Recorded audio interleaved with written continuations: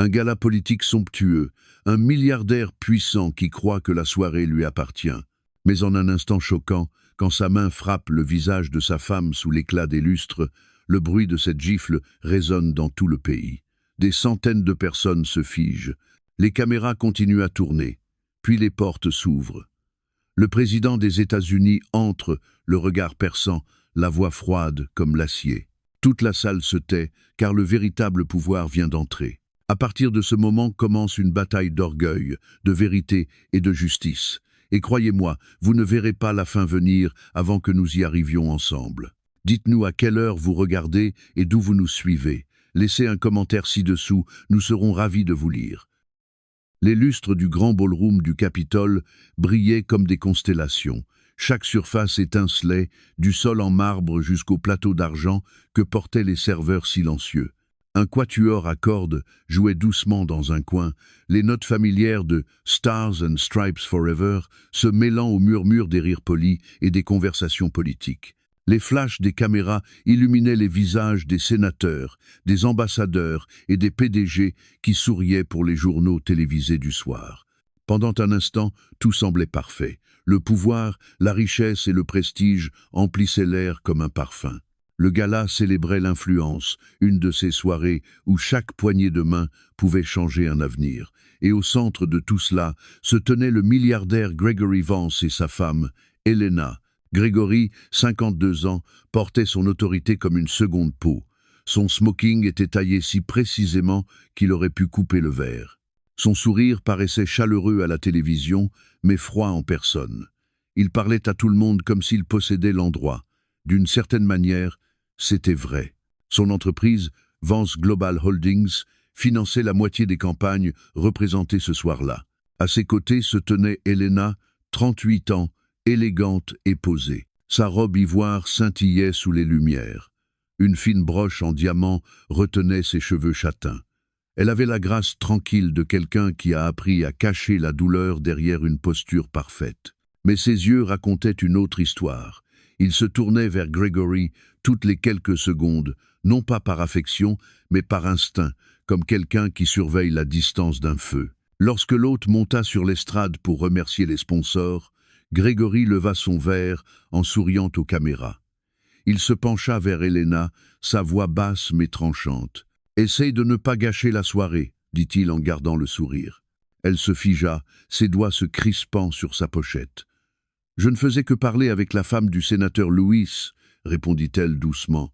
Les yeux de Gregory se durcirent. « Tu trouves toujours un moyen de me faire honte, Len ?» L'orchestre atteignit la partie triomphante de l'hymne, les violons s'élevant, les cuivres résonnant. Les yeux d'Helena brillaient sous le reflet des lustres. La tension entre eux flottait dans l'air comme une charge électrique. Une caméra proche pivota vers leur table. La lumière rouge de son objectif clignotait, diffusant l'image en direct à la télévision nationale. Puis celle arrive. Un bruit sec et violent traversa la salle. La main ouverte de Gregory frappa la joue d'Helena de toutes ses forces. L'impact résonna comme un coup de feu contre les murs de marbre. La musique s'arrêta net. Un serveur resta figé, le plateau tremblant dans ses mains. Une femme étouffa un cri. Helena recula d'un pas, sa main se portant à son visage. Une de ses boucles d'oreilles tomba au sol. L'empreinte écarlate des doigts de Gregory apparut sur sa peau pâle. Elle ne parla pas. Ses yeux s'écarquillèrent, remplis de stupeur et d'incrédulité. Le silence qui suivit fut insoutenable. Toutes les caméras s'étaient tournées vers eux. Des dizaines de journalistes et d'assistants observaient, figés d'horreur. Un verre roula sur le sol et se brisa, le bruit perçant le calme pesant. Gregory resta immobile, la poitrine soulevée par sa respiration rapide. Puis, comme s'il réalisait ce qu'il venait de faire, il rajusta ses boutons de manchette et redressa sa veste. « Tu n'aurais pas dû m'interrompre », marmonna-t-il, assez fort pour être entendu. Personne ne bougea, personne ne respira. Le gala, qui avait commencé comme une fête, ressemblait maintenant à une salle d'audience attendant un verdict. Helena s'assit lentement sur la chaise la plus proche. Sa lèvre trembla, mais elle ne pleura pas. Ses yeux restèrent fixés sur le sol poli où les éclats de verre scintillaient comme des étoiles brisées. Elle murmura quelque chose, trop doucement pour que le micro le capte. Peut être un mot d'incrédulité, peut être une promesse. Un homme à la table voisine se pencha vers sa femme et chuchota. « Il vient de la frapper ?» Une autre invitée, journaliste, leva discrètement son téléphone et commença à filmer. Sur un écran fixé au mur, le direct continuait. La scène passait encore à la télévision dans tout le pays. La caméra n'avait pas détourné son objectif. Elle avait tout capté.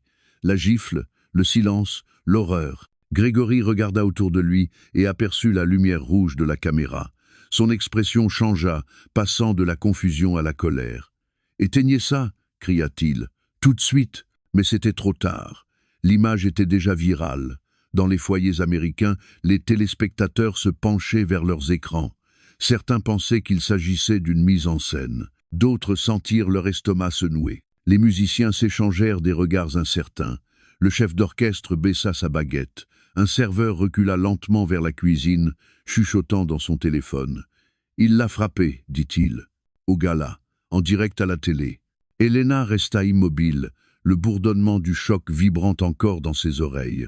Elle sentait la chaleur de la gifle brûlée sur sa joue, l'odeur du vin renversé et du parfum se mêlait dans l'air. Une seule pensée traversa son esprit, c'est le moment où tout change. Grégory se tourna à nouveau vers elle, baissant la voix, mais gardant son venin. « Reprends-toi, tu nous fais honte. » Ses yeux se levèrent et rencontrèrent les siens. Pour la première fois depuis des années, elle ne détourna pas le regard. Tout autour d'eux, la foule restait figée. La musique était morte, les caméras continuaient à tourner. Les lumières de cristal brillaient froidement, reflétant une vérité qu'on ne pouvait plus cacher. Et quelque part, au-delà des portes de la salle de bal, un convoi présidentiel approchait. Le président des États-Unis était sur le point d'entrer. Le bruit de la gifle semblait encore flotter dans l'air, comme un tonnerre qui refusait de s'éteindre. La salle de bal, autrefois remplie de conversations polies et de tintements de verre, était tombée dans un silence lourd et étouffant. Tous les invités restaient immobiles, le visage pâle sous la lumière des lustres. Elena restait figée sur sa chaise. Sa main pressait doucement sa joue, encore brûlante sous le cou. Ses yeux ne clignaient pas. Elle fixait le sol de marbre brillant, comme si elle pouvait s'y dissoudre. Le reflet de son propre visage lui paraissait étranger. La marque rouge sur sa peau s'étendait lentement, cruellement visible sous la lumière vive. Près de la scène, quelqu'un laissa tomber une cuillère. Le bruit métallique résonna, faisant sursauter plusieurs convives. Quelques voix chuchotèrent, tremblantes. « Est-ce que cela vient vraiment d'arriver? Devant tout le monde ?» Il l'a frappé. « Noye !» Les violonistes, dans le coin, avaient cessé de jouer. Leurs archets restaient suspendus dans l'air. Un jeune serveur se tenait près de la table de champagne, serrant le plateau à deux mains pour éviter qu'il tremble. Ses yeux allaient du couple principal à la foule, vers le milliardaire qui restait debout, impassible, comme si rien ne s'était passé. Grégory Vance regardait autour de lui, la mâchoire crispée, le visage fermé. Les coins de sa bouche frémirent dans une expression qui ressemblait à la fois à un sourire et à un avertissement. Il attrapa son verre de whisky, en but une gorgée, puis le reposa avec un calme calculé. Son sang-froid semblait plus terrifiant encore que sa colère. Il se pencha légèrement vers Elena. « Ressaisis-toi » murmura-t-il entre ses dents. « Tout le monde te regarde. » Sa voix, elle sortit dans un souffle à peine audible. « Grégory, tu m'as frappé. » Mais il détourna le regard, les yeux glacés. « Tu m'y as forcé. » Ses lèvres s'entr'ouvrirent, mais aucun mot ne vint. Le monde autour d'elle se brouilla un instant, les lumières et les visages se mélangeant dans un tourbillon étourdissant. Son pouls battait fort dans ses oreilles. Elle tenta de respirer, mais l'air lui sembla épais et lourd. À l'autre bout de la table, l'épouse du sénateur Lewis posa une main sur le bras de son mari. « Nous devrions dire quelque chose » murmura-t-elle. Le sénateur hésita, jetant un regard vers les caméras toujours allumées. Il secoua la tête lentement. Pas encore. Des dizaines d'invités tenaient leur téléphone levé, filmant la scène avec stupeur. Certains murmuraient le nom d'Elena. D'autres restaient muets, incrédules. La diffusion en direct sur les réseaux sociaux explosait. Le nombre de spectateurs augmentait à une vitesse vertigineuse. Elena tenta de se lever, les genoux tremblants sous sa robe. La soie blanche frôla les éclats de verre à ses pieds. Un serveur s'avança comme pour l'aider, mais s'arrêta à mi-chemin, incertain de ce que cela pouvait lui coûter. La voix de Grégory fendit le silence, calme mais tranchante comme la glace. « Assieds-toi, tu te donnes en spectacle. » Elle retomba sur sa chaise, les épaules rentrées. Les muscles de sa mâchoire tremblaient, elle se battait contre les larmes. Elle en avait déjà versé, en secret, dans le silence, mais jamais ainsi, jamais sous le regard d'une nation entière. Son regard se perdit vers le fond de la salle, là où un immense drapeau américain pendait du balcon. Ses étoiles brillaient sous les projecteurs, immobiles et solennelles. Ce spectacle lui serra le cœur sans qu'elle sache pourquoi. Au fond de la salle, un cadreur chuchota à son producteur. « On coupe le direct ?» Le producteur hésita. « Impossible. C'est déjà partout. » Un murmure parcourut la foule. Les gens commencèrent à bouger de nouveau, lentement, prudemment, comme des survivants après une explosion. Une femme en robe rouge souffla. La pauvre, un autre invité, un donateur, marmonna. « Il est fini. » Mais Grégory ne semblait pas fini. Il redressa ses poignets, leva le menton et s'adressa au journaliste le plus proche, comme si la soirée pouvait encore être sauvée. Ce n'était rien, un malentendu. Sa voix était posée, presque lassée. La journaliste abaissa sa caméra, le regard plein de dégoût. « Rien, vous avez frappé votre femme. » Grégory détourna la tête, l'air méprisant. « Vous exagérez toujours tout. » Elena sentit son cœur se briser à nouveau. Pas à cause de la gifle, mais à cause de la froideur dans sa voix. C'était l'homme qu'elle avait défendu à chaque dîner, l'homme qu'elle avait appelé son mari. Cette vérité tomba sur elle comme un manteau de givre. Elle toucha sa joue. La douleur était plus sourde maintenant, remplacée par une étrange lucidité. Les larmes qui menaçaient de tomber ne vinrent pas. Sa respiration se calma. Dans le reflet du verre à vin, elle vit non pas une victime, mais une femme au seuil d'un tournant. Dans la foule, une jeune journaliste murmura dans son téléphone. « On est toujours en direct. Tout le pays regarde en ce moment. » Elena entendit ces mots comme à travers un voile. Ils frappèrent quelque chose au fond d'elle. Tout le pays regarde. Son regard quitta le sol et se posa sur Grégory. Pour la première fois, elle ne détourna pas les yeux. Son regard était stable, ferme, silencieusement défiant.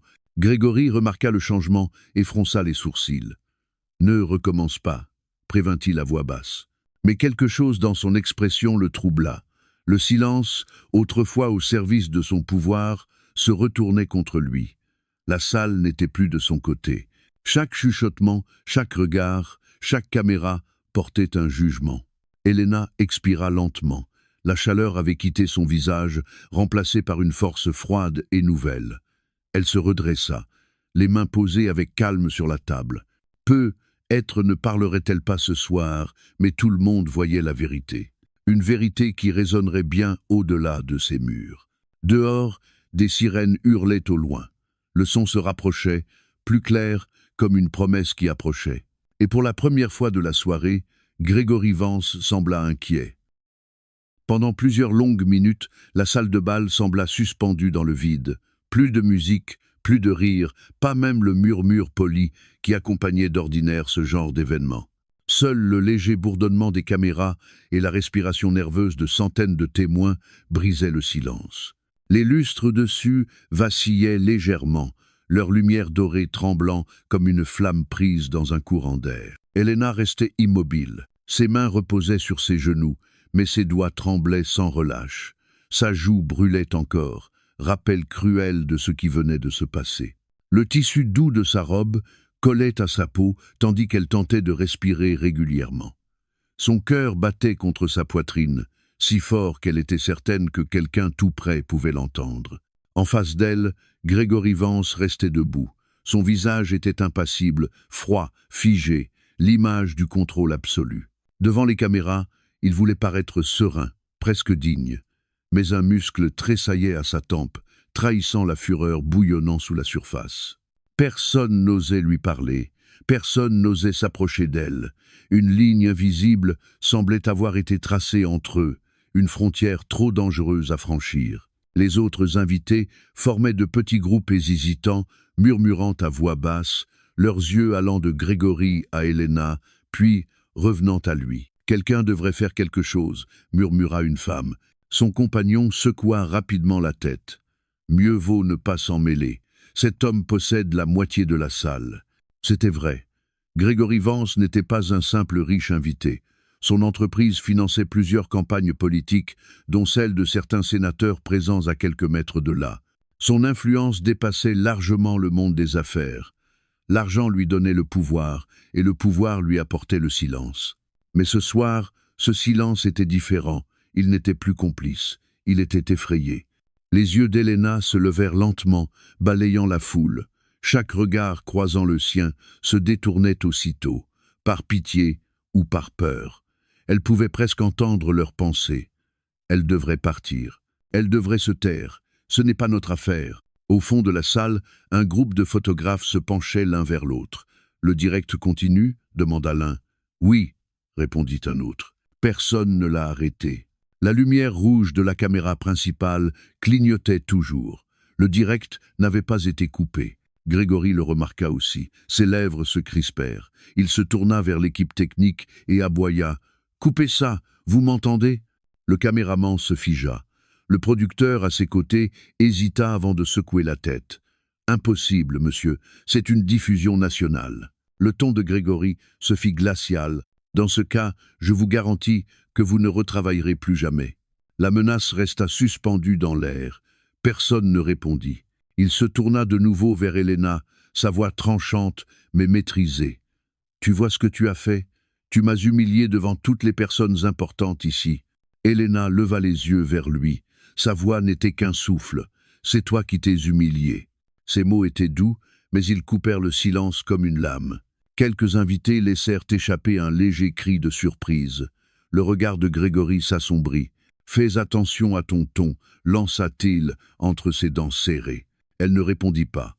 Au lieu de cela, elle se redressa légèrement, les épaules droites. Ce simple geste suffit à le faire hésiter. Un sénateur proche tout sauta maladroitement, cherchant à apaiser la tension. « Grégory, vous devriez être sortir quelques minutes, prendre l'air. »« No ?» Le regard de Grégory se tourna brusquement vers lui. « Vous allez me dire quoi faire à ma propre réception ?» Le sénateur recula, le visage rougi. « Bien sûr que non. » Dans un coin, les violonistes se mirent à bouger, incertains de savoir s'ils devaient reprendre. L'un leva son archet, mais le chef d'orchestre secoua lentement la tête. Pas encore. L'atmosphère restait trop lourde, trop chargée. La respiration d'Helena se calmait. Pour la première fois, elle prit conscience de l'ampleur des regards tournés vers elle. Pas seulement ceux de la salle, mais de tout le pays. Sur les écrans, dans les salons, dans les bureaux, des gens qu'elle ne rencontrerait jamais voyaient ce qu'elle avait enduré en silence pendant des années. Et cette pensée, étrange mais réelle, lui donna de la force. À une autre table, une journaliste tapait rapidement sur son téléphone. Son message se répandit sur les réseaux en quelques secondes. Urgent. Le milliardaire Grégory Vance frappe sa femme lors d'un gala politique retransmis en direct. Les premiers commentaires en ligne affluaient déjà. Dans la salle, Grégory faisait les 100 pas derrière sa chaise, passant une main nerveuse dans ses cheveux. « C'est absurde !» grommela-t-il. « Vous réagissez tous de manière excessive. » Ce n'était rien. Personne n'acquiesça. Personne ne protesta non plus. Le silence devint un verdict à lui seul. Helena ferma les yeux un instant, laissant ce calme l'envahir. Quelque part en elle, la peur fondait pour laisser place à une force nouvelle. Ses mains cessèrent de trembler. Quand elle rouvrit les yeux, ils étaient calmes, clairs, presque sereins. Grégory le vit. Il reconnut ce regard. C'était le même qu'elle avait eu le jour où elle lui avait annoncé qu'elle abandonnait sa carrière pour soutenir ses ambitions. Déterminée, inébranlable. Ce regard l'ébranla. Il se pencha légèrement, la voix basse. « Ne fais pas de scandale, Helena. Tu le regretteras. » Elle soutint son regard sans ciller. « C'est toi qui l'as déjà fait. » Quelques têtes se tournèrent.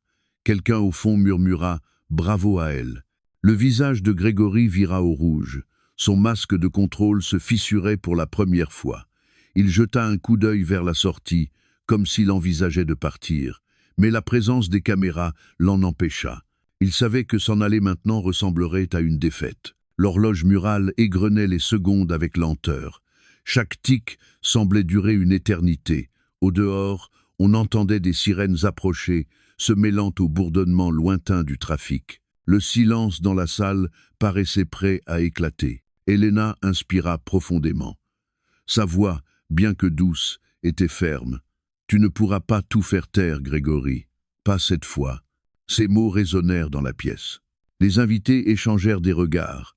Le sort de peur qui les retenait semblait se fissurer. Grégory recula d'un pas, les yeux plissés. « Nous verrons bien, » dit-il. Mais pour la première fois, son ton trahissait l'incertitude. Dans le reflet des lustres en cristal, Elena se vit autrement. Non plus comme une victime, mais comme le miroir de la vérité. Une vérité qui ne faisait que commencer à éclater. Dehors, une file de voitures noires venait de s'arrêter devant le bâtiment. Le président venait d'arriver. La salle de bal n'était pas redevenue normale. Elle ne le serait jamais. Ce qui avait été une nuit étincelante de pouvoir et de prestige était désormais une scène de crime enveloppée de soie et de champagne. Tous les regards, tous les téléphones, toutes les caméras étaient braquées sur le même homme et sur la femme qui l'avait frappé. Elena restait parfaitement immobile. Sa joue avait légèrement enflé, rappel silencieux de ce que tous avaient vu. Elle n'avait plus l'air effrayée. Ses yeux montraient la fatigue, mais sous cette lassitude se trouvait quelque chose de plus ferme, de plus solide, de la détermination. Grégory Vance se tenait non loin d'elle, entouré par le silence. Les invités gardaient leur distance, formant un cercle invisible autour de lui. Même ses plus proches alliés évitaient son regard. Il tourna les yeux vers la zone réservée aux médias, et c'est là qu'il la vit, la lumière rouge d'une caméra de télévision clignotant doucement. Sa voix fendit le silence comme un fouet. « Éteignez ça, tout de suite !» Le caméraman se figea. « Monsieur, nous sommes en direct sur la chaîne nationale. » Le ton de Grégory s'assombrit. « J'ai dit, éteignez, mais il était trop tard. Le signal avait déjà été diffusé dans tout le pays. Chaque seconde, la gifle, le silence, sa colère, les preuves ne lui appartenaient plus. » Au fond de la salle, une journaliste nommée Rachel King consulta son téléphone. Son fil d'actualité explosait de commentaires. Le titre s'écrivait déjà tout seul. Un milliardaire frappe sa femme en direct à la télévision pendant un gala politique. Elle leva les yeux et murmura « Mon Dieu, c'est partout !» Un homme à côté d'elle souffla « Il est fini !» Le bourdonnement des téléphones remplit l'air. Notifications, messages, réactions en direct défilaient plus vite que quiconque ne pouvait les compter. Les écrans s'allumaient sur les tables, éclairant des visages pâles de stupeur. Elena entendait des fragments de conversation autour d'elle. La caméra tourne encore, cela va le détruire. Non, cela va tous nous détruire s'il tombe. Grégory se tourna vers elle. Son visage s'était durci, sa voix était plus basse, mais toujours tranchante. « Contente ?» dit-il entre ses dents serrées. « Tu as ruiné tout ce que nous avons construit. » Wanzik. Sa voix à elle trembla, mais ses mots étaient clairs. « Je n'ai rien ruiné, c'est toi. » L'échange silencieux se propagea dans la pièce. On l'entendit. Les têtes se tournèrent. Et pour la première fois, la compassion cachée derrière la peur apparut sur les visages. Un agent de sécurité de l'hôtel s'approcha prudemment. « Monsieur Vance, nous devons savoir si votre épouse a besoin d'un médecin. » Grégory le fusilla du regard. « Elle va bien. Laissez-nous. » Wom. Elena parla avant que l'homme ne s'éloigne. « Je ne vais pas bien, » dit-elle doucement. « Appelez un médecin, s'il vous plaît. » Le garde hocha la tête et partit en hâte. Ce simple geste brisa une nouvelle couche de silence. Quelques personnes commencèrent à bouger vers elle. Une femme en robe bleu marine posa délicatement une serviette près de la main d'Elena. « Pour la douleur, » murmura-t-elle. De l'autre côté de la salle, le grand écran LED qui diffusait l'événement brillait toujours. L'image se rejouait en ralenti, capté sous un autre angle par une seconde caméra. La foule vit de nouveau le moment où la main de Grégory toucha le visage d'Elena, le choc, puis le silence qui suivit. Personne ne pouvait prétendre que cela n'était pas arrivé. Quelqu'un murmura « C'est partout sur Internet ». Le téléphone de Grégory vibra dans sa poche. Il le sortit et l'écran l'aveugla presque. Des dizaines d'appels manqués, des centaines de messages. Son attaché de presse, ses associés, ses avocats, tous tentaient de maîtriser une catastrophe déjà hors de contrôle. Il remit le téléphone dans sa poche, la respiration rapide. Son empire reposait sur l'image, et cette image venait de se briser. Elena leva les yeux vers les caméras. Sa voix était basse, mais ferme. « Laissez-les filmer !» Le caméraman hésita. « Madame, vous en êtes sûre ?» Elle hocha la tête. « Oui, la vérité doit être vue. » Ces mots se propagèrent parmi les invités. Un murmure parcourut la salle. Pour la première fois, elle n'était plus l'épouse silencieuse, vivant dans l'ombre d'un milliardaire. Elle était le centre de la pièce, calme et inébranlable, tandis que l'homme à ses côtés commençait à se désagréger. Grégory fit un pas vers elle, baissant la voix. « Arrête de parler avant d'aggraver les choses. » Sa réponse fut douce, mais ferme. « C'est déjà aggravé. » Derrière eux, Rachel, la journaliste, tapait de nouveau sur son téléphone. Le nouveau titre était plus percutant. Elena Vance brise le silence. En quelques minutes, les grandes chaînes d'information reprirent l'histoire. Les reporters à l'extérieur se rassemblaient déjà, les caméras pointées vers l'entrée. Des voitures de police s'arrêtèrent devant le bâtiment. Le son d'une sirène résonna faiblement à travers les hautes fenêtres. À l'intérieur, la tension devint si épaisse qu'elle semblait prête à se briser. Grégory serra les poings, cherchant quelqu'un à accuser. Qui a divulgué ça? Qui a donné l'autorisation? Personne ne répondit. Elena se leva lentement. Ses mouvements étaient mesurés, presque gracieux. Elle toucha sa joue une dernière fois, puis laissa retomber sa main. Sa voix, douce mais claire, portait dans toute la salle. Peu importe qui l'a diffusée, ce qui compte, c'est que cela soit arrivé. Les invités se tournèrent vers elle. Certains hochèrent légèrement la tête, d'autres baissèrent les yeux. La bouche de Grégory s'ouvrit, mais aucun son n'en sortit. Pour la première fois de sa vie, il manquait de mots. Dans un coin de la salle, une caméra de presse fit un zoom plus serré. La lumière se refléta dans les yeux d'Elena quand elle tourna la tête vers l'objectif. À cet instant, tout le pays la vit, non pas comme l'épouse d'un milliardaire, non pas comme une victime, mais comme une femme debout au centre de la vérité. Le direct continua, le monde regardait encore, et dehors, les sirènes se rapprochaient. La nuit qui devait célébrer le pouvoir venait de devenir celle où il fut mis à nu. À l'extérieur du grand ballroom, la nuit n'était plus tranquille.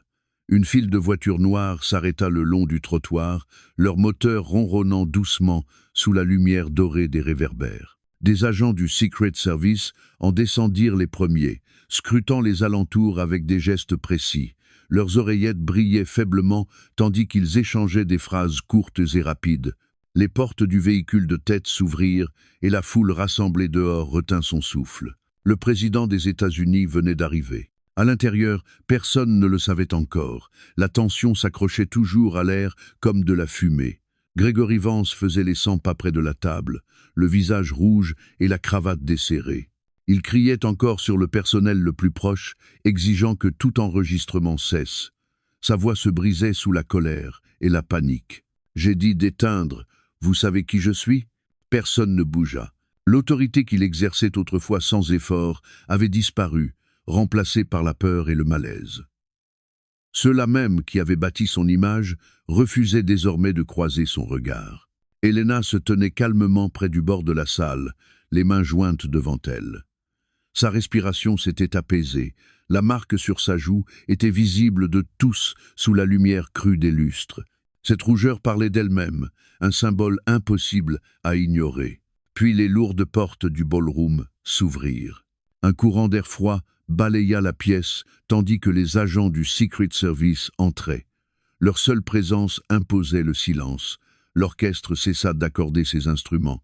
Les serveurs se figèrent. Tous les regards se tournèrent vers l'entrée. Le président entra lentement, le visage calme mais grave. Il portait un costume bleu marine, les épaules droites, l'expression impénétrable. Les conversations s'éteignirent aussitôt. Le poids de sa présence emplissait la pièce. Grégory s'immobilisa, sa bouche s'entr'ouvrit. « Monsieur le Président, quel honneur !» balbutia-t-il. Le Président ne répondit pas tout de suite. Il parcourut la salle du regard, observant les tables scintillantes, les visages figés, les caméras encore allumées. Puis son regard se posa sur Helena. Elle restait immobile, les mains tremblantes, mais la tête haute. Il s'avança de quelques pas et parla d'une voix posée mais ferme. « Madame Vance, êtes-vous blessée ?» Sa voix résonna dans toute la salle. Helena hésita un instant, puis hocha lentement la tête. « Je vais m'en sortir. » Le président se tourna vers Grégory. Son ton se durcit. « Monsieur Vance, je viens de voir la diffusion à l'extérieur. Réalisez-vous ce que la nation regarde en ce moment ?» Les yeux de Grégory allaient nerveusement d'une caméra à l'autre. « C'est un malentendu, monsieur. Elle m'a provoqué. Ce n'est rien de grave. » Pause. Le visage du président resta impassible. « Un malentendu ?» répéta-t-il doucement. « Parce que ce que j'ai vu, c'est un homme frapper sa femme devant tout le pays. » Un silence complet tomba. Personne n'osa respirer. Grégory tenta de rire, mais le son était creux. « Vous savez comme les médias exagèrent tout, monsieur. Ils déforment les choses. » Le président s'approcha encore, la voix basse et calme. « Les médias n'ont pas levé votre main, monsieur Vance. C'est vous, non true. » Chaque mot tombait comme un coup de marteau. Même les techniciens cessèrent de bouger. Les caméras continuaient d'enregistrer, la lumière rouge captant chaque seconde. Grégory perdit contenance. « C'est une affaire privée, dit-il rapidement. Vous ne comprenez pas. »« Ce n'est plus privé, répondit le président. Pas sous ces lumières, pas quand le monde entier regarde. » Il se tourna légèrement vers la foule. Personne ici ne devrait garder le silence sur ce qu'il a vu. Le silence, c'est la complicité. Les invités se tortillèrent sur leurs sièges. Certains hochèrent la tête, d'autres baissèrent les yeux, honteux de n'avoir rien fait plus tôt. Grégory reprit, la voix tremblante. « Vous faites une erreur. Vous n'avez pas le droit de m'humilier ainsi. » Les yeux du président se plissèrent. « L'humiliation ne vient pas de moi, monsieur Vance. Elle vient de vos propres actes. » Un murmure parcourut la salle. Quelques personnes applaudirent timidement avant de s'interrompre, hésitant sur la convenance du geste. Le président se tourna de nouveau vers Helena. « Vous allez être escorté. Mon équipe s'assura que vous receviez des soins. Vous n'êtes pas seul. » Les yeux d'Helena se remplirent de larmes, non de douleur, mais de soulagement. Pour la première fois, quelqu'un de puissant parlait en son nom. Elle hocha la tête. « Merci, monsieur Mao. » Il lui rendit un petit signe respectueux, puis fit un geste à un agent proche. « Qu'on veille à ce qu'elle soit soignée immédiatement. » Deux agents s'approchèrent doucement, lui offrant leur aide pour se lever. Elle hésita, jetant un dernier regard à Grégory. Il semblait pétrifié, incapable de bouger. Le masque d'assurance qu'il portait toujours s'était effondré. Ses mains pendaient inutilement le long de son corps. Le président le fixa une dernière fois. « Coopérez, monsieur Vance. Il y aura une enquête. Préparez-vous aux conséquences. » Grégory voulut parler, mais les mots s'en mêlèrent. « Je peux arranger ça. J'ai des relations. » « Les relations ne remplacent pas la conscience, » coupa le président. Son ton était ferme, définitif. Au fond de la salle, des applaudissements éclatèrent. D'abord timides, puis plus forts. Ce n'étaient pas des applaudissements de spectacle, mais ceux d'une émotion sincère. Les gens applaudissaient parce qu'ils avaient vu la vérité se dire à voix haute, et ils voulaient croire qu'elle comptait encore. Le président ne sourit pas. Il posa simplement une main sur son cœur, geste de gravité, non de triomphe. « Ce soir devait célébrer le leadership, » dit-il à la salle. « Que cela nous rappelle que le véritable leadership commence par l'intégrité. » Il se tourna et marcha vers la sortie. Les agents du Secret Service le suivirent. Les lourdes portes se refermèrent derrière lui dans un bruit sourd et solennel. Helena se tenait près de l'entrée, regardant le président s'éloigner. Le son des applaudissements résonnait encore à ses oreilles. Pour la première fois depuis longtemps, elle se sentit reconnue. Grégory resta seul au centre de la salle. Les caméras continuaient de le filmer, capturant le visage d'un homme qui venait de tout perdre. La soirée qui devait l'honorer s'était transformée en sa chute. Dehors, les gyrophares des véhicules de presse peignaient la rue de rouge et de bleu. Le pays regardait. et la justice venait enfin d'entrer dans la pièce. Au moment où le cortège présidentiel s'éloigna du Capitol Grand Ballroom, le monde extérieur explosa. En quelques minutes, la vidéo s'était répandue sur tous les grands médias. Le clip montrant Grégory Vance frappant sa femme passait en boucle. Les commentateurs l'analysaient image par image. Le bruit de la gifle résonnait dans les salons, les restaurants et les bureaux de tout le pays. Quand les premiers titres apparurent sur Internet, les vues dépassaient déjà les 2 millions. À l'aube, elles atteindraient 10 millions. À l'intérieur, le gala étincelant s'était transformé en champ de bataille médiatique.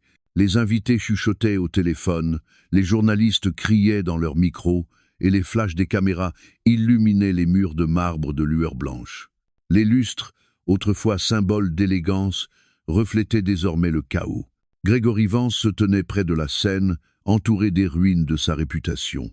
Son téléphone vibrait sans cesse, inondé de notifications. Les actions de son entreprise s'effondraient, son équipe de communication le suppliait de publier un communiqué et ses avocats exigeaient qu'il garde le silence. Il n'écoutait personne. De l'autre côté de la salle, Elena était assise tranquillement sur un fauteuil de velours. Un médecin examinait sa joue, tandis qu'un agent du Secret Service se tenait près d'elle. L'enflure s'était accentuée, mais elle affirmait qu'elle allait bien. Elle paraissait calme, presque trop calme, comme si le tumulte autour d'elle ne l'atteignait plus. Son reflet dans les portes vitrées montrait une femme qui avait subi l'humiliation, mais retrouvé sa dignité. Une journaliste s'approcha prudemment, micro à la main. « Madame Vance, souhaitez-vous faire une déclaration ?» Elena leva les yeux, son regard ferme. « Il n'y a rien à expliquer. La vidéo parle d'elle-même. » Ces mots se propagèrent plus vite que la gifle elle-même. En quelques minutes, toutes les grandes chaînes diffusaient l'extrait de sa déclaration. Les présentateurs la répétaient avec admiration. La vidéo parle d'elle-même. Ce fut la phrase de la soirée. Pendant ce temps, l'empire de Grégory s'effondrait en temps réel. Au siège de Vance Global Holdings, le conseil d'administration tenait une réunion d'urgence en visioconférence. L'atmosphère était tendue. Les écrans diffusaient les chaînes d'infos en continu, et chaque nouveau titre frappait plus fort que le précédent. Vance sous enquête. Le président condamne l'agression au gala. Les sponsors retirent leur soutien. Un membre du conseil ferma brutalement son ordinateur. « Il est fini. Nous ne pourrons pas le sauver cette fois. » Un autre hocha la tête, sombre. « Il faut immédiatement dissocier l'entreprise de son nom. » Joe. De retour au gala, la voix de Grégory se brisait alors qu'il tentait de reprendre le contrôle. « C'est un malentendu. Ma femme le sait. Nous réglerons cela en privé. » Mais plus personne ne l'écoutait. Les caméras étaient tournées vers Elena. L'histoire ne lui appartenait plus. Il se tourna vers la foule, désespéré. « Vous me connaissez tous. J'ai fait des dons à chaque œuvre ici. J'ai soutenu toutes vos causes. » Un sénateur répondit calmement. « Ce n'est pas ce que les gens retiendront. » Mais Grégory se figea. Pour la première fois de sa carrière, l'argent ne pouvait plus acheter le silence. Son influence s'était évaporée sous la lumière crue de la vérité. À l'extérieur, des manifestants commençaient à se rassembler. Certains brandissaient des pancartes « Justice pour Elena ». D'autres scandaient simplement « Assez ». Le clip avait touché une corde sensible qui dépassait la politique ou la richesse. Il était devenu un symbole de toutes les violences invisibles et de tous les témoins restés muets. À minuit, les chaînes nationales diffusaient une couverture spéciale en direct.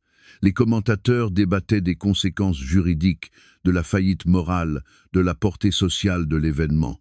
Dans tout le pays, les familles regardaient, stupéfaites.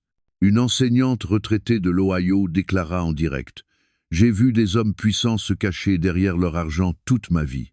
Il est temps que l'un d'eux fasse face à la vérité. » En même temps, la déclaration du président passait sur toutes les chaînes. Sa voix calme résonnait encore et encore. Nul n'est au-dessus de la loi. Pour Grégory Vance, ces mots étaient plus dévastateurs que n'importe quel procès. Il tenta de quitter la salle, mais les portes étaient bloquées par les journalistes. Les questions tombaient comme une pluie de balles. « Monsieur Vance, allez-vous démissionner? L'avez-vous frappé d'autres fois? Qu'adviendra-t-il de votre société ?» Il se fraya un chemin dans la foule, le visage livide, l'expression vide. Les projecteurs le suivaient dans le couloir jusqu'à ce qu'il disparaisse enfin dans la nuit. À l'intérieur, Elena restait assise. Le personnel du gala commençait à débarrasser les tables. Les verres en cristal étaient renversés, les pétales des roses du centre de table jonchaient le sol. Ce qui avait été une scène de luxe ressemblait maintenant aux débris d'une tempête. Elle regarda vers la scène où Grégory recevait autrefois les honneurs et les applaudissements. À présent, l'espace était vide, le silence avait quelque chose d'apaisant. Une jeune bénévole s'approcha, tenant son sac à main. « Madame, voulez-vous sortir par l'arrière » Elena sourit doucement. « Non, je passerai par l'entrée principale. » La bénévole hésita. « La presse est encore là. »« Non, je sais, » répondit-elle calmement. « Qu'il me voie. » Lorsqu'elle franchit les portes, les flashs des caméras illuminèrent la nuit. Les journalistes crièrent des questions, mais elle ne répondit pas. Elle marcha simplement, l'air froid caressant son visage. Les lumières de la ville se reflétaient dans ses yeux, vives et infinies. Partout aux États-Unis, les écrans de télévision capturèrent cette image, celle d'une femme quittant le même bâtiment où elle avait été humiliée 1 heure plus tôt, se tenant droite, tandis que l'homme qui l'avait blessée se cachait dans l'ombre. À l'aube, sa photo était partout. Dans les magazines, sur les sites d'information, sur les réseaux sociaux, sous l'image, une même légende revenait encore et encore.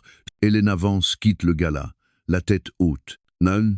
En une nuit, l'histoire avait complètement changé. L'homme qui dominait autrefois la salle était devenu le centre de la colère nationale. Et la femme qui s'était tue si longtemps était devenue la voix de la vérité. Le gala était terminé, mais son écho ne faisait que commencer. Au matin, le soleil se leva sur Washington dans un silence étrange. Les rues devant le Capitol Grand Hôtel étaient bordées de journalistes, leurs caméras braquées sur l'entrée où le scandale avait éclaté. Les marches de marbre, autrefois témoins de poignées de main et de rires, portaient encore les traces du chaos, des pétales écrasés, un talon de verre brisé, un badge oublié, où l'on pouvait lire Gregory Vance, intervenant principal. À l'intérieur, les équipes de nettoyage travaillaient en silence, tentant d'effacer les traces d'une nuit qu'on ne pourrait jamais vraiment effacer. Dans toute la ville, les télévisions diffusaient la même histoire. Le clip de la gifle, la confrontation du président et le calme d'Elena passaient sur chaque chaîne. Les émissions du matin l'appelaient « le moment où l'Amérique ne pouvait plus détourner le regard ». À 8 heures, des millions de personnes avaient déjà pris parti. Sur les réseaux sociaux, les hashtags explosaient. Justice pour Elena devenait virale dans le monde entier. Personne au-dessus des lois était devenu le slogan d'un mouvement grandissant. Des femmes partageaient leurs propres histoires, certaines brèves, d'autres déchirantes. Le pays parlait de violence, de silence et des vérités cachées derrière le pouvoir des hommes. Les présentateurs répétaient encore et encore les mots du président, le silence et complicité. À chaque diffusion, l'opinion publique s'éloignait un peu plus de Gregory Vance. Devant son pantouse, les journalistes campaient sur le trottoir. Ils criaient des questions chaque fois que les portes de l'ascenseur s'ouvraient, mais Grégory n'avait pas été vu depuis la nuit du gala. Ses gardes du corps ne donnaient aucune réponse. Sa voiture restait inutilisée dans le garage privé. À l'intérieur, le milliardaire autrefois intouchable était seul. La télévision projetait son propre visage sur toutes les chaînes. Il coupa le son, mais les sous-titres s'affichaient encore. Les sponsors se retirent de Vance Global. Les fondations caritatives coupent les liens. Enquête fédérale ouverte pour agression. Il jeta la télécommande sur la table. L'écran vacilla puis s'éteignit. Pour la première fois depuis des décennies, son nom n'était plus un symbole de pouvoir. C'était un avertissement. Pendant ce temps, Elena logeait dans une résidence sécurisée mise à disposition par le personnel présidentiel. Le petit appartement donnait sur un jardin calme, loin du tumulte médiatique. Elle était assise près de la fenêtre, une tasse de thé intacte à ses côtés. Le monde dehors faisait du bruit, mais à l'intérieur, elle trouvait le silence, celui qui vient après la tempête. Son téléphone vibrait sans cesse sous les messages d'inconnus. Des milliers. Certains exprimaient leur soutien, D'autres partageaient leur douleur. L'un d'eux disait « Vous avez parlé pour nous toutes, celles qui ne le pouvaient pas ». Elle lisait chaque mot lentement, les yeux humides. Son amie, la journaliste Rachel King, vint lui rendre visite ce matin-là. Elle portait une pile de journaux. « Tu devrais voir ça », dit-elle en les posant sur la table. La une de chaque grand quotidien montrait la même photo. Elena quittant le gala, le menton levé, le visage calme sous les lumières éclatantes. Les titres variaient, mais le message restait le même. Grâce face à la violence. La femme qui parla sans un mot. Elena regarda l'image longuement. « J'ai l'impression que ce n'est pas réel », murmura-t-elle. Rachel esquissa un léger sourire. « C'est bien réel. Tu as changé quelque chose hier soir. » Elena secoua la tête. « Ce n'est pas moi qui ai changé quoi que ce soit. C'est la vérité. » Au même moment, de l'autre côté de la ville, une conférence de presse avait lieu au ministère de la Justice. Le porte-parole lut un bref communiqué. Une enquête officielle a été ouverte concernant les accusations d'agression impliquant M. Gregory Vance. Les autorités fédérales coopéreront avec la police locale pour garantir une totale transparence. Les journalistes bombardèrent de questions, mais le fonctionnaire répéta simplement « Nul n'est au-dessus de la loi ». Mais, en quelques heures, les bureaux de Vance Global furent submergés d'appels. Les investisseurs exigeaient des explications. Les partenaires annulaient leurs rendez-vous. Son assistante, autrefois loyale, rangea calmement ses affaires et partit sans un mot. Dans l'après-midi, les chaînes économiques diffusaient la chute spectaculaire des actions de Vance Global. Les chiffres défilaient en rouge sur les bandeaux d'information. Les analystes parlaient d'un effondrement catastrophique de la confiance du public. Au milieu de tout cela, un extrait du président lors d'une nouvelle conférence devint viral à son tour. Quand un journaliste lui demanda s'il regrettait son intervention, il répondit posément « Je regrette seulement qu'il ait fallu cela pour que les gens croient ce qu'ils voyaient ». Les applaudissements fusèrent aussitôt dans la salle. Le soir venu, une veillée aux chandelles se forma devant le Capitole. Des centaines de personnes s'étaient rassemblées, tenant des photos d'Elena et des pancartes réclamant justice. L'air était froid, mais la lueur des bougies enveloppait la foule d'une chaleur dorée. Les gens chantaient doucement, leurs voix se mêlant en un hymne discret d'unité. Dans son appartement, Elena regardait la retransmission en direct. Ses mains tremblaient en voyant les visages d'inconnus venus pour elle. Pendant des années, elle s'était sentie invisible. À présent, son histoire était devenue une lumière pour d'autres. Rachel posa une main sur son épaule. « Tu sais, ils ne se tiennent pas seulement pour toi, ils se tiennent avec toi. » La voix d'Elena se brisa légèrement. « Alors je ne peux pas rester silencieuse non plus. » Elle se tourna vers l'équipe de tournage qui l'attendait dans la pièce voisine. Il venait d'une grande chaîne nationale, prêt à enregistrer sa première interview. Un instant, elle hésita. L'idée de revivre cette nuit lui serra la poitrine. Puis elle se souvint du message qu'elle avait lu plus tôt. « Vous avez parlé pour nous toutes, celles qui ne le pouvaient pas. » Elle prit une grande inspiration et acquiesça. « Je suis prête. » Quand les caméras commencèrent à tourner, sa voix était posée, son regard sûr. « Personne ne devrait avoir peur de dire la vérité, » déclara-t-elle. « Ce qui m'est arrivé arrive à d'autres chaque jour. J'ai eu de la chance parce que les gens ont vu. Mais la plupart des femmes souffrent dans le silence. Ce silence doit cesser. » La présentatrice avait la voix tremblante lorsqu'elle la remercia. « Vous venez peu, être de déclencher quelque chose de bien plus grand que nous tous. » Dehors, la nuit s'assombrissait, mais la foule continuait de chanter. Et dans cette pièce paisible, Elena se permit enfin de sourire. Pas parce que tout était réparé, mais parce que, pour la première fois depuis des années, elle croyait que le changement était possible. Les jours passèrent, mais les gros titres ne disparurent pas.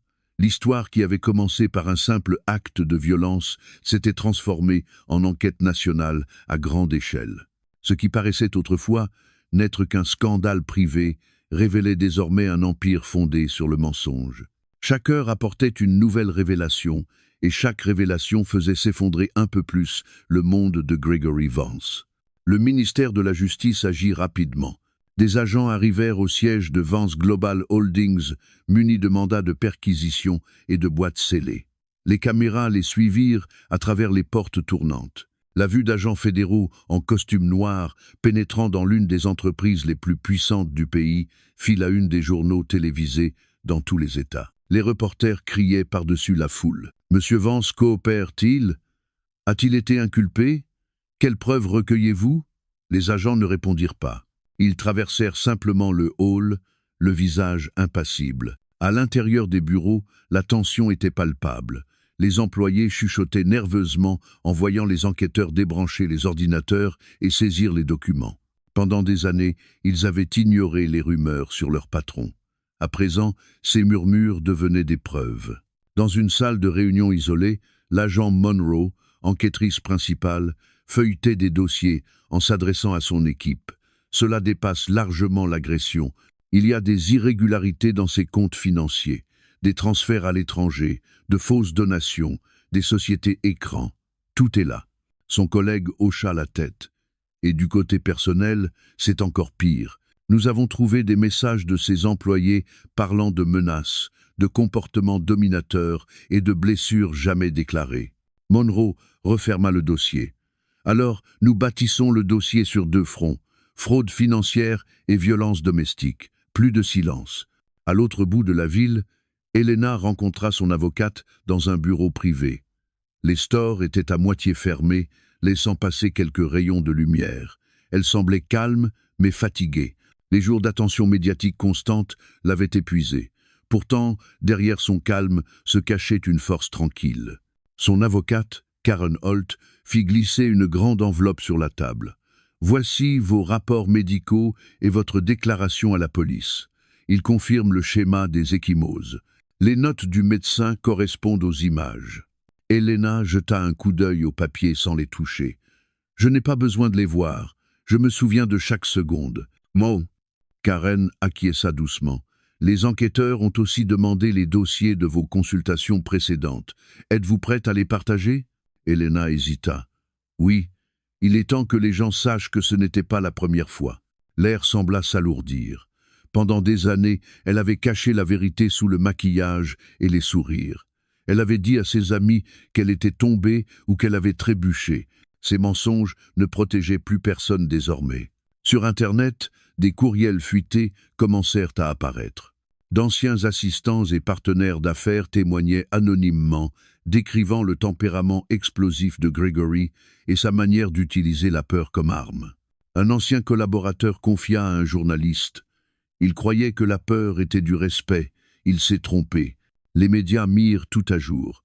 Des galas de charité où les dons disparaissaient mystérieusement, des contributions politiques liées à des accords privés. Même d'anciens employés soumis à des clauses de confidentialité témoignaient désormais.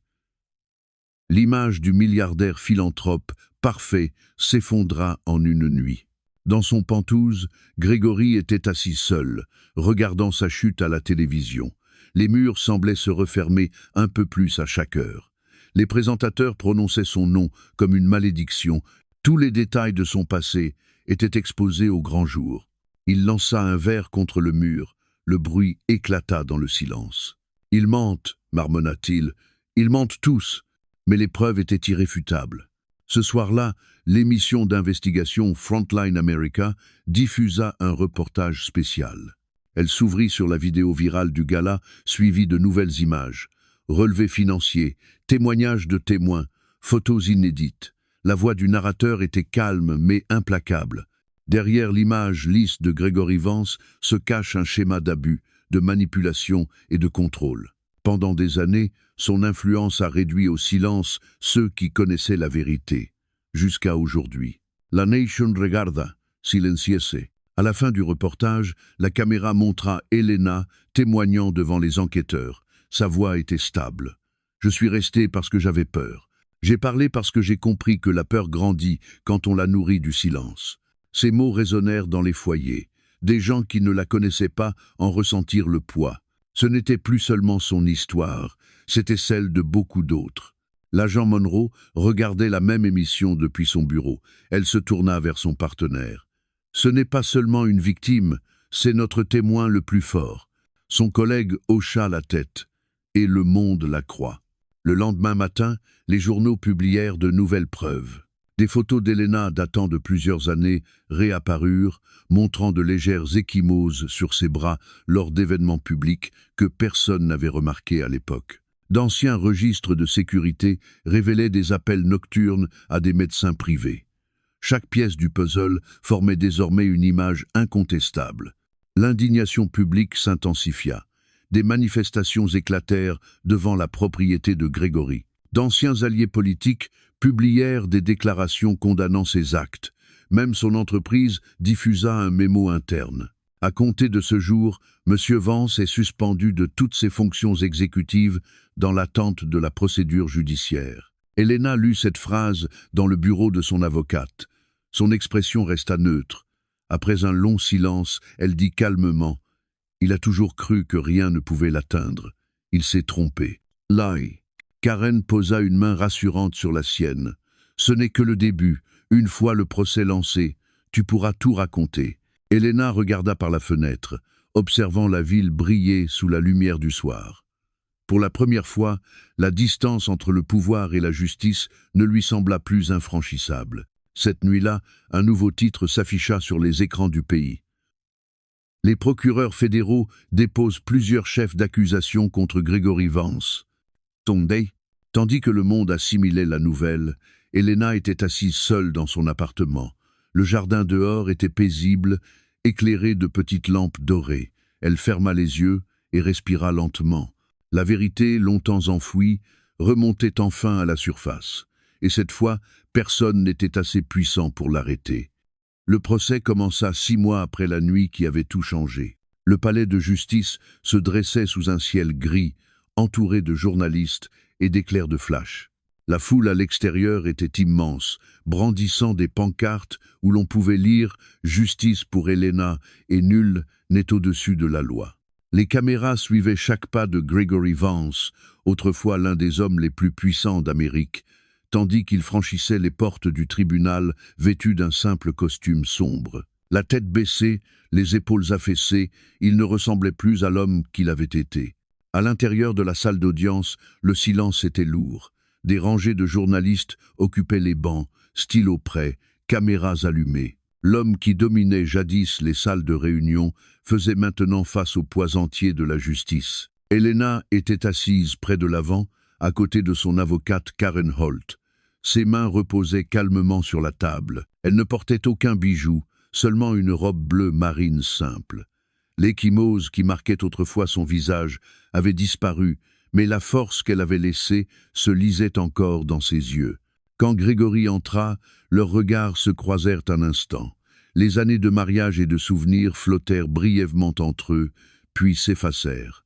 Le juge appela la séance. Le procès commençait. Le procureur prit la parole en premier. Ce dossier ne concerne pas seulement une nuit de gala. Il s'agit d'années de contrôle, d'intimidation et de silence. Il s'agit d'un pouvoir utilisé pour détruire, non pour protéger. Il se tourna vers Elena. Et il s'agit d'une femme qui a choisi de parler alors que le silence aurait été plus facile.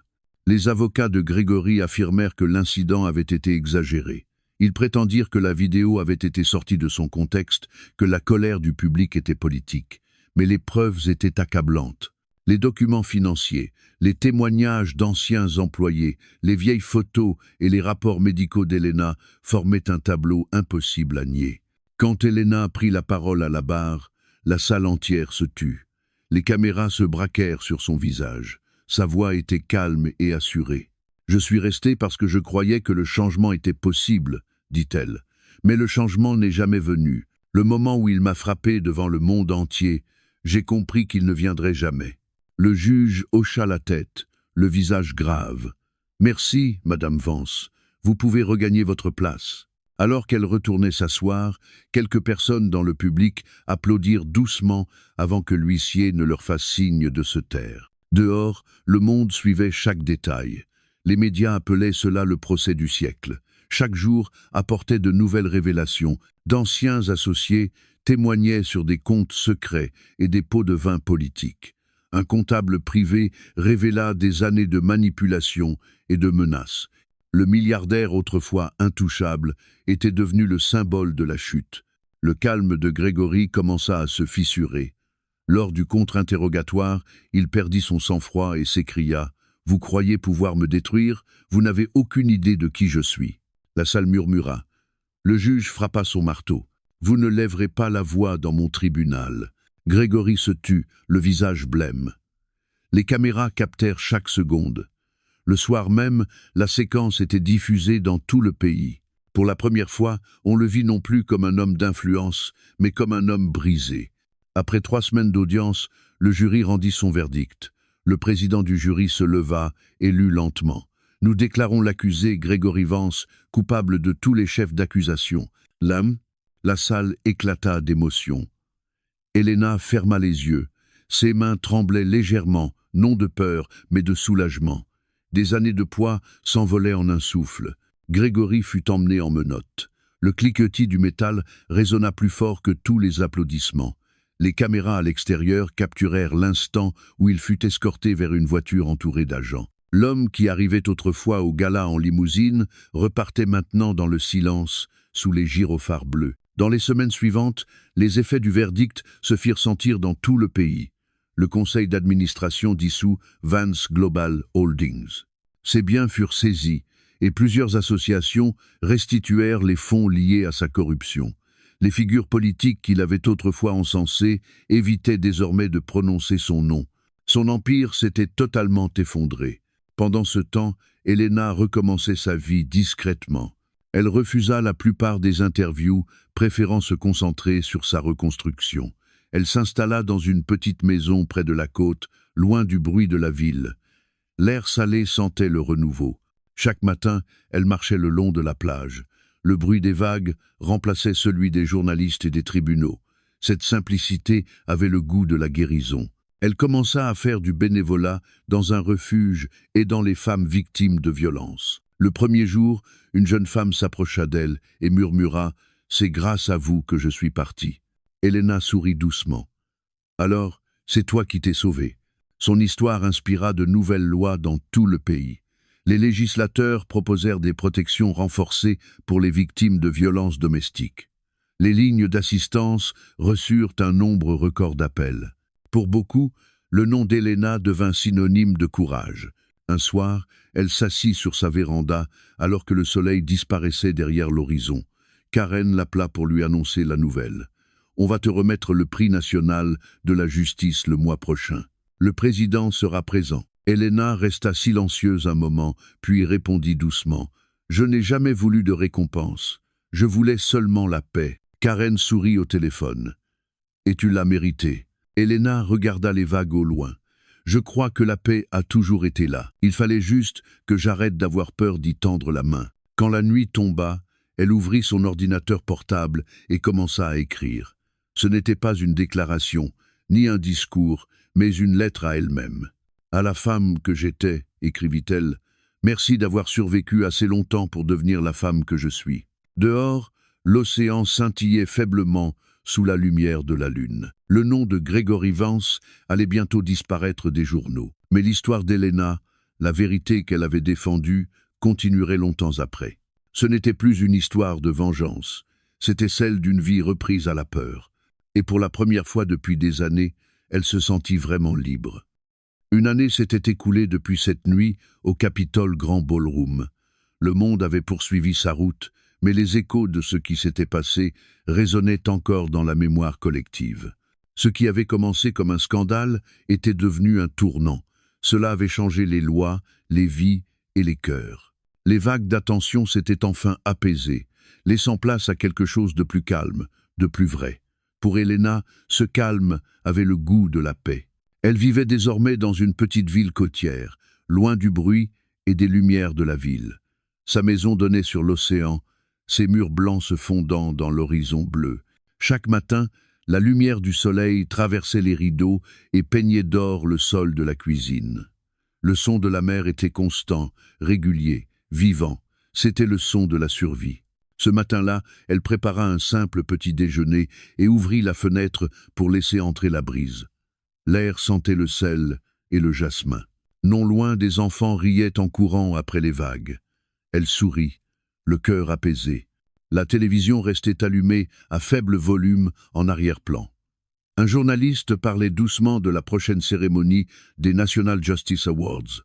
Ce soir, disait-il, l'oratrice principale sera Helena Vance, la femme dont l'histoire a inspiré un mouvement. Helena coupa le son, mais laissa l'écran allumé. Son reflet apparaissait faiblement dans la vitre, la même femme, mais profondément transformée. Plus tard dans l'après-midi, elle enfila un tailleur gris clair. Rien d'extravagant, rien de voyant. Elle attacha soigneusement ses cheveux et prit une petite broche en argent, la même qu'elle portait la nuit du gala, pour la fixer à son revers. Ce n'était plus un souvenir de douleur. C'était un symbole de ce qu'elle avait surmonté. Le trajet vers Washington lui sembla différent cette fois. Les routes qu'elle avait autrefois parcourues en silence paraissaient ouvertes et paisibles. Elle regardait les champs défiler par la fenêtre, l'esprit tranquille, le cœur léger. À son arrivée au Capitole, une fine pluie commença à tomber.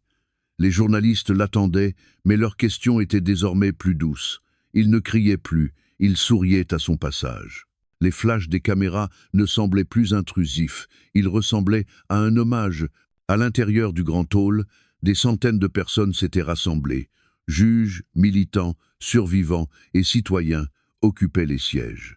Le président était là aussi, debout près de la scène, prêt à l'accueillir. Leurs regards se croisèrent, et il lui adressa un signe de tête respectueux. Les lumières s'éteignirent. La salle plongea dans le silence. Helena s'avança vers le podium. Un instant, elle regarda simplement autour d'elle. Le même silence qui autrefois lui faisait peur lui donnait maintenant de la force. Elle posa ses notes sur le pupitre, mais ne les lut pas. Elle parla avec son cœur. Chaque histoire a deux versions, commença-t-elle. Celle que le monde voit et celle qui vit en nous. Pendant des années, j'ai vécu dans le silence, en prétendant que la version que les autres voyaient était la vérité. Je pensais qu'en protégeant sa réputation, je protégeais ma vie. J'avais tort. La vérité ne détruit pas, elle libère. Sa voix était calme, mais emplissait toute la salle. J'ai longtemps cru que le pouvoir se mesurait à la richesse et au contrôle. Aujourd'hui, je sais que le pouvoir, c'est simplement le courage de parler, même quand la voix tremble. C'est la force de se relever quand le monde s'attend à nous voir tomber. Et c'est la grâce de pardonner, non pas parce qu'il le mérite, mais parce que nous méritons la paix. Le public resta silencieux, certains acquiescèrent, d'autres essuyèrent leurs larmes. Elle continua d'une voix plus douce. À chaque femme, chaque homme et chaque enfant qui ont déjà été réduits au silence, sachez ceci, vous n'êtes pas seul. Le monde peut détourner le regard, mais la vérité trouve toujours sa voie. Derrière elle, un grand écran montrait des images de centres communautaires, d'abris et de familles aidées par la fondation qu'elle avait créée. La Helena Vance Foundation for Justice and Healing s'était développée dans plusieurs États, offrant une aide juridique et des logements sécurisés aux victimes de violences domestiques. Elle regarda de nouveau le public. Nous ne pouvons pas changer ce qui est arrivé, mais nous pouvons choisir ce qui arrivera ensuite. Les applaudissements commencèrent doucement, puis montèrent jusqu'à emplir toute la salle. Le président se leva et joignit ses mains aux autres, ses applaudissements lents et réguliers, résonnant comme des vagues contre le rivage. Helena recula d'un pas, une larme glissant sur sa joue. Non pas de tristesse, mais de gratitude. Après la cérémonie, elle marcha seule sur les marches du Capitole. La pluie avait cessé. L'air était frais et les lumières de la ville brillaient doucement dans la nuit. Les journalistes étaient partis. Les rues étaient redevenues calmes. Elle s'arrêta un moment pour regarder le grand bâtiment derrière elle. Autrefois, c'était l'endroit où elle avait perdu sa voix. Maintenant, c'était celui où elle l'avait retrouvée. Son téléphone vibra. Un message de Karen s'afficha. « Tu l'as fait ». Helena répondit simplement. « Nous l'avons fait ». Elle se tourna vers la rue où sa voiture l'attendait, mais s'arrêta pour regarder le reflet du Capitole dans une flaque d'eau. L'image tremblait doucement, mêlant lumière et mouvement. Cela lui rappela la vie, imparfaite, mais toujours belle. Elle murmura doucement « C'est fini ». Et c'était vrai. La caméra s'éteindrait lentement sur sa silhouette, se découpant devant la ligne d'horizon de la ville. La narration finale reprendrait ses dernières pensées. Parfois, la justice ne consiste pas à punir. Elle consiste à trouver la paix. Et la paix commence au moment où la vérité est dite à voix haute. Young. L'écran deviendrait noir, ne laissant apparaître que son nom, suivi d'un message discret. Si vous ou quelqu'un que vous connaissez êtes victime de violences domestiques, de l'aide est disponible. Appelez le 1-800-799-SAFE. Puis, une dernière phrase. Parce que la vérité, une fois dite, peut tout changer.